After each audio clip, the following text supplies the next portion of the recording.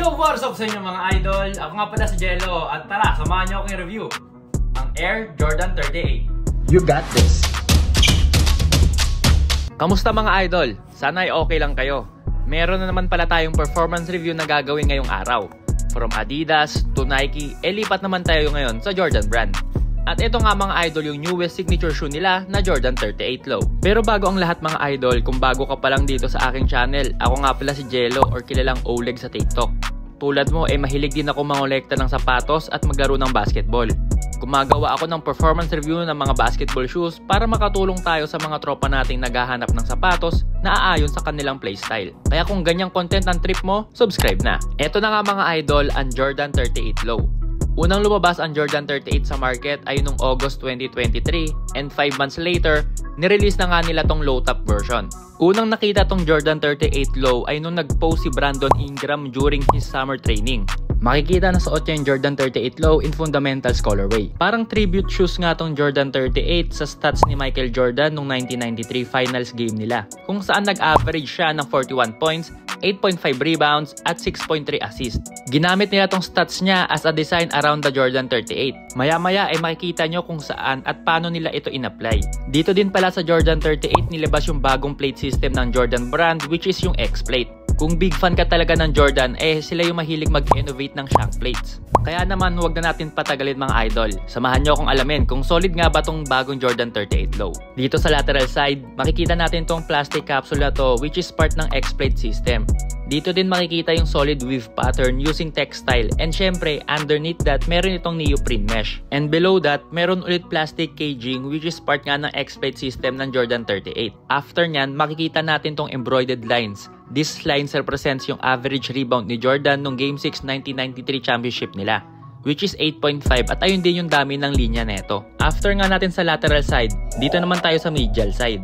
Dito makikita naman tong embroidered tally lines na ang total ay 46, which is ito yung total average playing time niya during their 1993 Game 6 championship run. Tulad nga nung nasa kabilang side, meron din tong X-Plate system sa gitna, at syempre visible din dito yung ginamit nilang weave pattern. At para naman sa outsole mga idol, gumamit sila ng full-length herringbone pattern with Jordan logo dito sa front part ng outsole. Makikita din natin na meron tong badge sa gitna ng outsole that contains scribble lines at may exposed cushion 3.0 on both sides. Sa loob nga din pala ng badge na to mga idol, merong phrase na designed and engineered for the greatest of all time.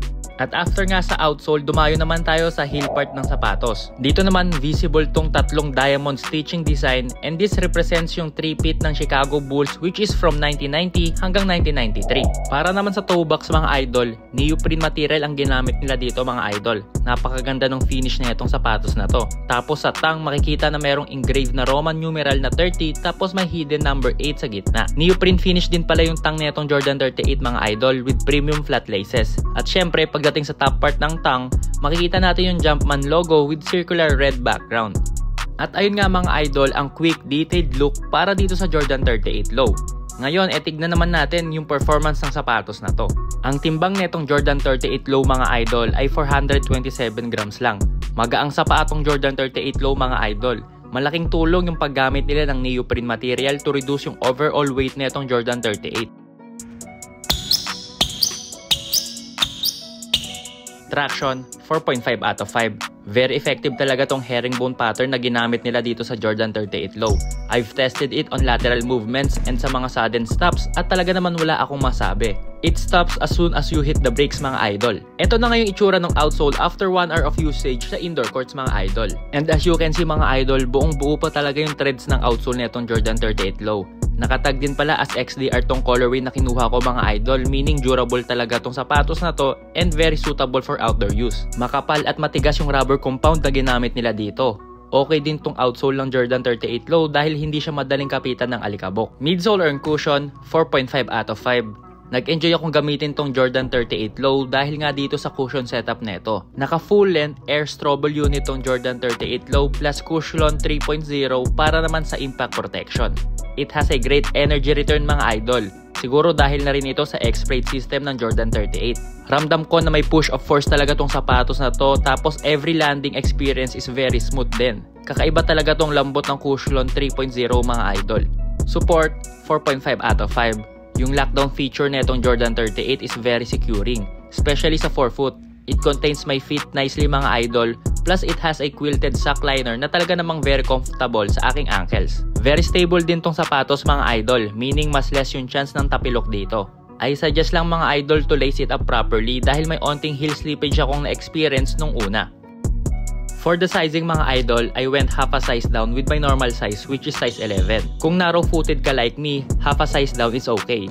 Pero kung wide-footed ka naman, pwede mong i-consider tong Jordan 38 dahil it has a roomy feel sa forefoot. Tapos yung entrada niya opens up nicely. Para sa mga wide-footed nating tropa, you can never go wrong with adding half a size up para dito. Ang SRP netong Jordan 38 Low ay 9,995. Mas mura ito kaysa sa mid-cut version which is nasa 10,895 mga idol. For me, yung 9,995 na ibinayad ko ay sulit na sulit dahil nga sa technology na ginamit nila dito. Yung materials din netong Jordan 38 ay premium. Hopefully sa mga susunod na buwan ay mag-sale ito para naman mas marami pang tropa natin ang maka-experience kung gaano kaganda tong Jordan 38 Low. Ito naman yung mga bagay na nagustuhan ko sa sapatos na to. Una is yung traction. Although it bites really well, hindi naman siya masakit sa ankles. Tapos hindi pa siya madaling kapitan ng alikabok. Pangalawa is yung breathability. Very breathable yung materials na ginamit nila dito, especially yung neoprene. Never nag-init yung paa ko even using it for the first time. Panghuli is yung cushion system. For me, ito yung pinaka na-enjoy ko sa sapatos na to. It gives me that momentum I need to jump ng mas mataas compare sa ibang sapatos na ginagamit ko. The X-plate sa forefoot propels me going up tapos may additional push of force pa coming from the Strobel unit kaya naman ramdam ko maigi na it added a few centimeters sa vertical jump ko. Best tong sapatos na to for positions 3, 4 hanggang 5 or mga players na may kabigatan. With the cushion system netong Jordan 38, maa-assure ko sa inyo mga idol na mararamdaman nyo maigi yung responsiveness netong Jordan 38 lalo na sa forefoot. Mga idol, bago ko pala ibigay yung final verdict sa sapatos na to, baka pwede nyo naman akong i-follow sa aking social media accounts. Malaking tulong to para sa akin para maka-attract tayo ng mga sponsors and eventually makapagpa-giveaway tayo ng sapatos para sa inyo. Maraming salamat mga idol. Overall, a stellar performance ang hatid sa atin ng Jordan 38 Low. For me mga idol, ito na yung best basketball shoes from Jordan na nasubukan ko. From traction hanggang sa cushion pati support, on point talaga. Alam ko masyado pang maaga pero maaaring maging contender din to for shoe of the year. Again, maraming salamat sa inyo mga idol. Napaka-solid ng suporta nyo sa akin. At ayun na nga mga idol, isa na namang mabilisang performance review ang ating natapos para sa Jordan 38. Anong sapatos kaya ang isusunod natin? You got this!